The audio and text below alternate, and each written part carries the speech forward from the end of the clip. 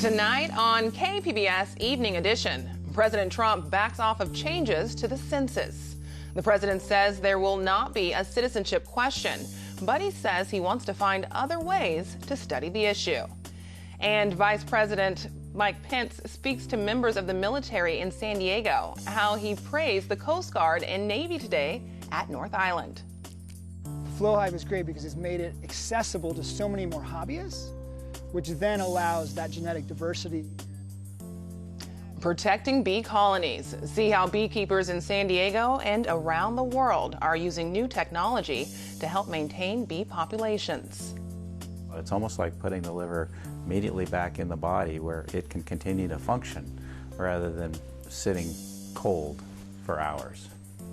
And it's a breakthrough for those needing a life-saving organ transplant. Learn more about a new organ transport system being used right here in San Diego.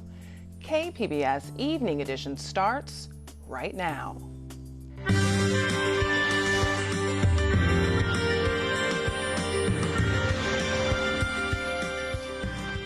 Good evening. It's Thursday, July 11th. Thanks for joining us. I'm Ebony Monet. President Trump says he still wants to count the number of U.S. citizens, but he's giving up his push to make it part of the 2020 census. Today at the White House, he announced a new plan that includes an executive order. I'm hereby ordering every department and agency in the federal government to provide the Department of Commerce with all requested records regarding the number of citizens and non-citizens in our country.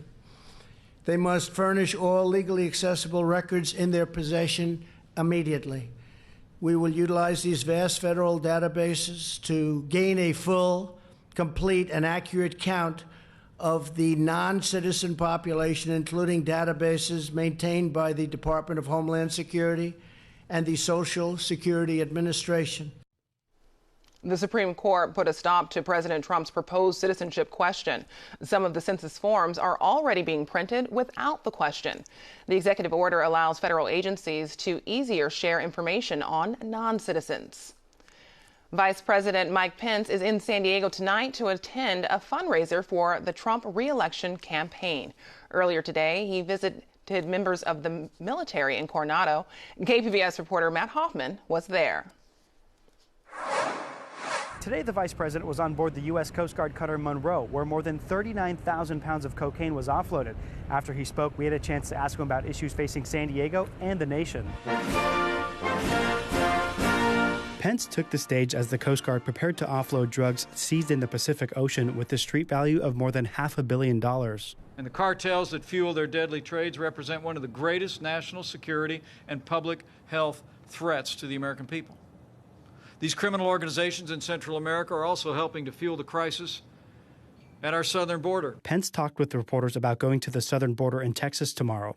He says there are 100,000 people coming from Mexico every month, and while the agents are doing their best, the numbers are unsustainable. The system is overwhelmed, and we fully expect it to reflect that tomorrow. And it's part of the reason I think the president wanted us to go, to bring the cameras in, so that we can continue to call on the Congress to make the changes in our asylum laws that will be necessary to stop the flow of migrants from Central America. Critics of President Trump say his administration misrepresents the crisis at the border.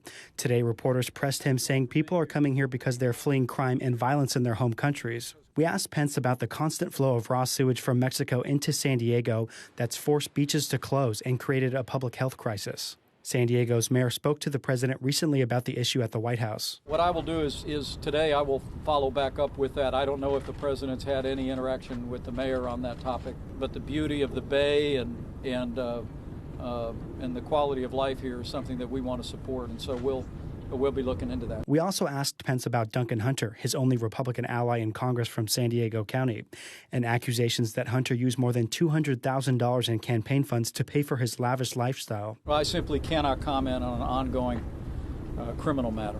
What are your thoughts about him allegedly misspending thousands of dollars on personal matters? Pence continued to refuse to answer questions about Hunter. And sir, you don't have any comment about Duncan Hunter? Do you have any comment about the allegations that he misused all these campaign funds? After his tour of Naval Base Coronado, Pence is expected to attend a fundraiser for President Trump's re-election campaign before leaving San Diego. Matt Hoffman, KPBS News. Immigration and Customs Enforcement is set to begin nationwide immigration raids this weekend. The targets are immigrants with court deportation orders. That's according to Trump administration officials who spoke to the Associated Press. The ICE operation is planned for 10 cities. San Diego is not one of those locations. This is the same enforcement operation that President Trump announced then delayed last month. ICE officials say they're looking for people and families who have exhausted their due process and are living in the U.S. illegally. Judges have ruled in favor of the family of a man who was shot and killed by San Diego police. The case will now be reviewed. In 2015, Ferdun Nahad was shot in the Midway District. Nahad is seen walking down an alley toward a police vehicle. They were responding to a call of a man with a knife, but Nahad was unarmed. Today, an appeals court overturned a lower court decision that called the use of force reasonable. Judges said there are questions about the officer's credibility and whether Nahad posed a danger to police or anyone else. Since the 1990s, San Diego law enforcement has used gang injunctions to limit the activity of people who they believe are in gangs. KPBS reporter Max Rivlin-Nadler says there's a new call to end the practice. Last week, the commission, which gives advice on how to decrease gang violence in San Diego, passed a resolution calling for the end of San Diego's gang injunctions. These injunctions have fallen out of favor in places like Los Angeles and Oakland, where critics have said they violate a person's civil rights by limiting who they can speak with or where they can travel to. Commissioner and former public defender Genevieve Jones-Wright introduced the recommendation. She said hundreds of people remain under these injunctions, even though San Diego law enforcement has not imposed any new ones in the city of San Diego for over 15 years. They haven't used gang injunctions for a very long time, and our gang membership is down, gang crime is down, and violent crime is down. And so there is no point to having gang injunctions on the books that only serve to harass people, to keep people from certain neighborhoods, from being with their families, and also, in some cases, from having good employment and housing. District Attorney Summer Stephan, who also sits on the Gang Commission, voted against the recommendation. Her office has instead been releasing people from gang injunctions after reviewing their cases individually, following through on a campaign promise Stephan made last year. Earlier this year, 332 people were removed from the DA's civil gang injunction list.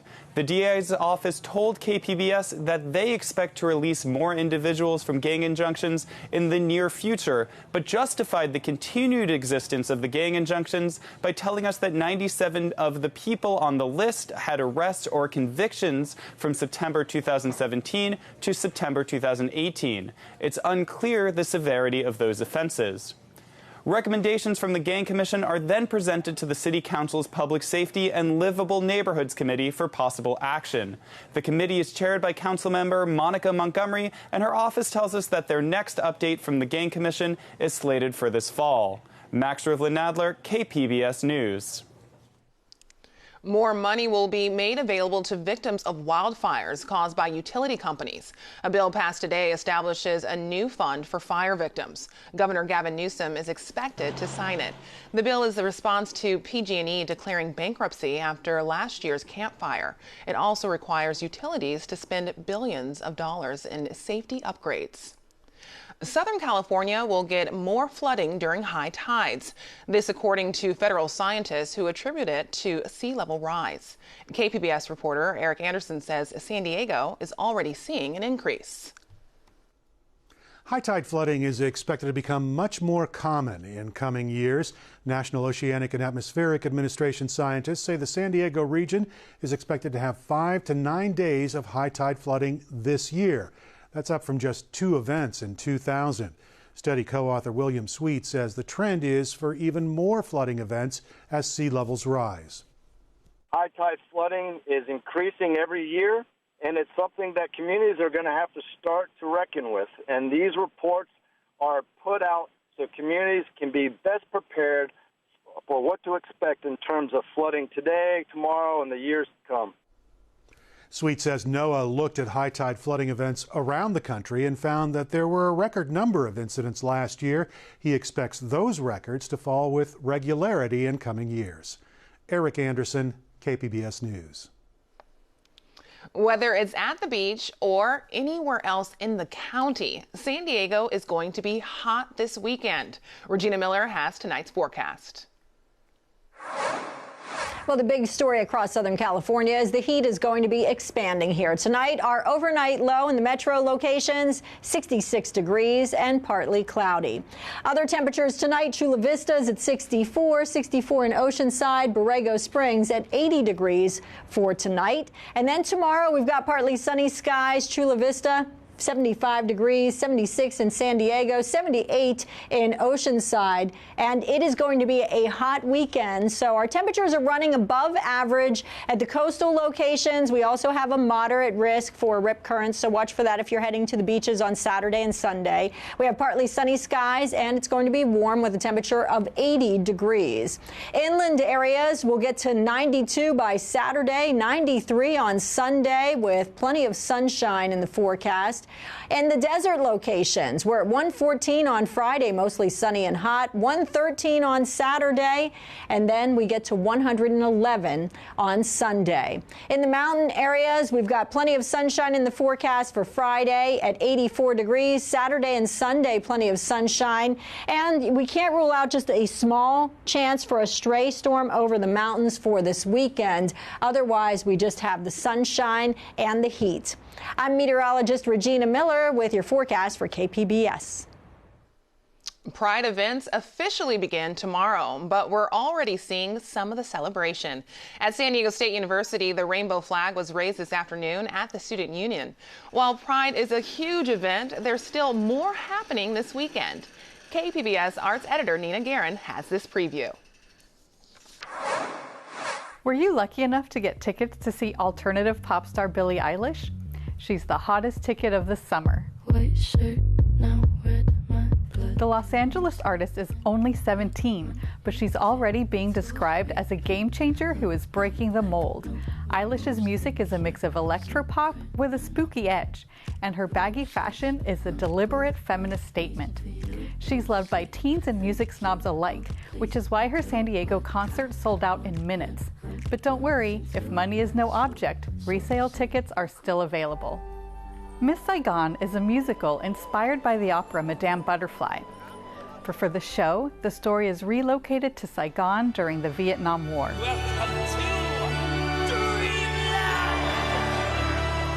Miss Saigon is about Kim, a Vietnamese farm girl who falls in love with Chris, a Marine. After a whirlwind romance, Chris returns to the United States, unaware that Kim is waiting for him to return and meet their child. This is a heartbreaking musical filled with emotional songs and some risque bar scenes. It also brings in a lot of history, so if you plan to go, make sure to brush up on what happened in Vietnam after the war. Hugh Jackman may be known by movie fans as Marvel's Wolverine, but he's also pretty legendary as a Broadway performer. Jackman stops in San Diego for his first ever world tour, called The Man, the Music, the Show, where he'll perform songs from The Greatest Showman and Les Mis, accompanied by a full orchestra. It's an old-fashioned variety show where you can expect Jackman to share personal stories, dance in a few numbers, and have lots of flashy costume changes. For KPBS Arts, I'm Nina Guerin. Earlier this week, we told you about cuts to research on the declining bee population. But an invention by an Australian father and his son is helping small colonies of bees survive. KPBS reporter John Carroll shows us how the invention is creating backyard beekeepers. We really need your help to get the word out there. Stuart Anderson and his son Cedar had been your garden variety beekeepers for years, harvesting honey the traditional way. You had to protect yourself from stings, fire up a smoker to sedate the bees, crack the hive open, lift heavy boxes, pull out the frames trying not to squash bees, brush them off the combs or use a leaf blower, transport the frames to a processing shed, cut the wax capping off, filter the honey and clean up all the mess, Then the frames have to go back to the hives again. That changed back in the mid-2000s when the pair decided there had to be a better and easier way. Cedar Anderson talked to me via Skype from his home in Australia. It was just so much work to get your honey and such a disturbance for the bees. I'd spend all weekend just to get a few buckets of honey to sell to the shop and make a big mess in the process, and my bees were quite cranky about it, and I thought there had to be a better way. That led us on what turned out to be a decade-long invention journey of tinkering away, trying prototypes and putting them in the hives, and I was waiting 3 months to see whether the bees liked it or not. Eventually, they settled on a design that would become the flow hive. And in there is partially drawn honeycomb cells, which the bees wax up, complete the cells, and then start filling them with nectar and do that process of making the honey. When the bees are finished and the combs are full of honey, you put a lever into the top of the flow hive, give it a turn, which opens up honeycomb cells, and out comes the honey. When they were ready to go in early 2015, the Andersons turned to a crowdfunding website with the goal of raising $70,000. Instead, they raised more than $12 million. Now, a little more than 4 years later, the Andersons say there are more than 65,000 flow hives in more than 130 countries. 2 of those hives are perched above a canyon in Mission Hills. So yeah, completely empty of honey right now. They belong to Eric Karpinski. The flow hive is great because it's made it accessible to so many more hobbyists, which then allows that genetic diversity.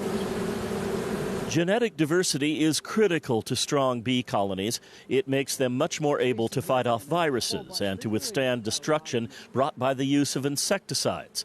Plus, Cedar Anderson says the process of beekeeping is good for humans, too. People who just start beekeeping tend to open their eyes to what's going on with the flowers, what's going on with the sprays, what's going on with habitat, and the very matrix of life that we all depend on. Bees are responsible for 30% of pollination across the globe.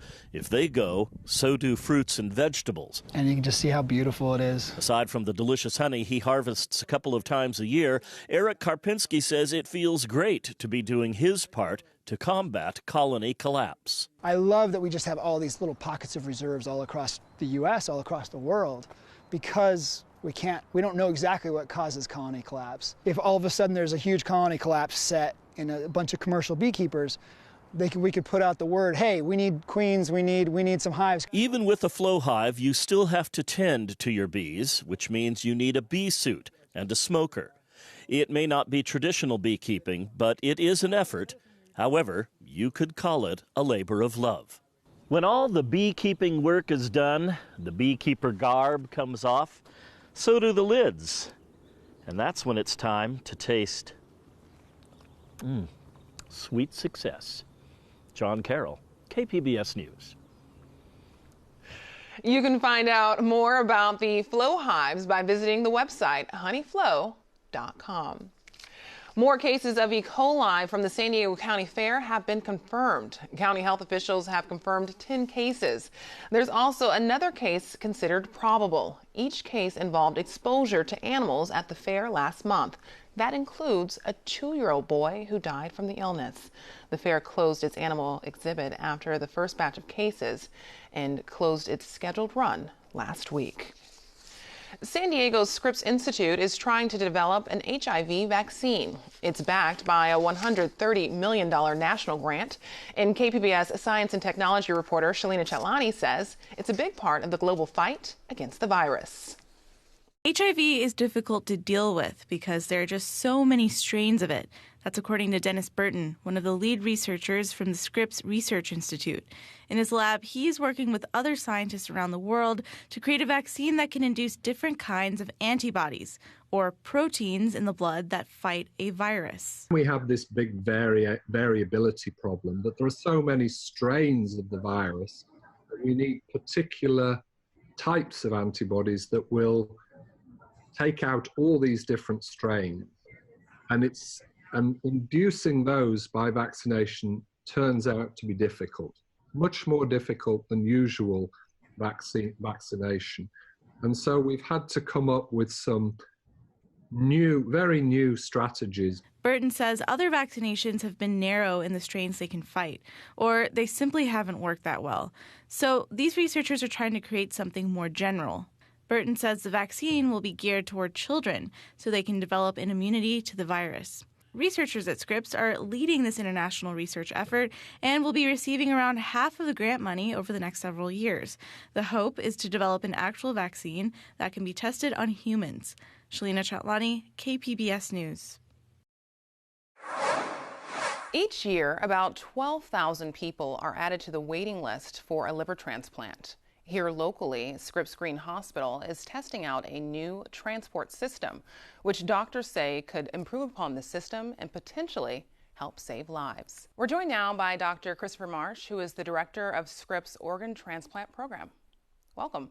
Happy to be here. So what exactly is warm perfusion?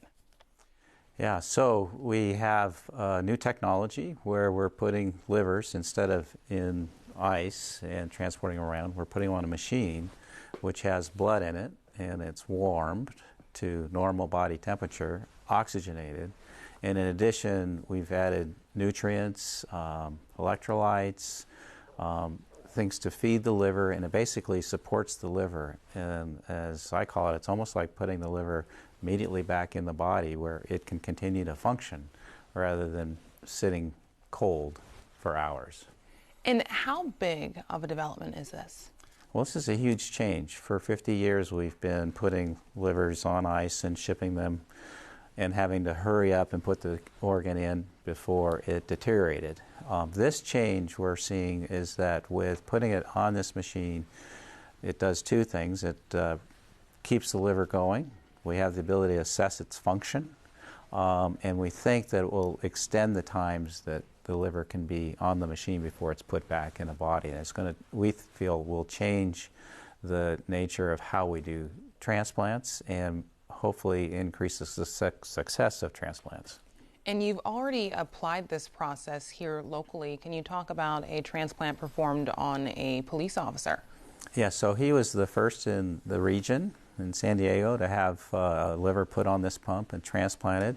The transplant was very successful. He's doing well. I saw him in the clinic at Scripps, and he's doing well. And what I hope that in the future, as this trial gets completed, is that we can move to a new era where we have this device to assess livers that we might not have even utilized. In the West Coast, in our region, about 160 livers are not utilized because we're afraid that they will not work. If we could take half of those and put them on the machine and assess that the livers are working, we could transplant more patients. So it's twofold. Transplant livers further, potentially utilize more livers and save more lives. I was reading that not only is there a benefit of the liver being able to be transported farther, but also what's the benefit of keeping the liver warm? So when we have it warm and being oxygenated, it's able to continue to function. And so we can actually test its ability to function by looking at how the blood flows through it. We can see if it's clearing things like it's supposed to. So we check things like lactic acid. Is the liver producing bile? And so by having it warm, we have the ability to assess the liver, whereas when it's cold stored in a box, we have no way to know.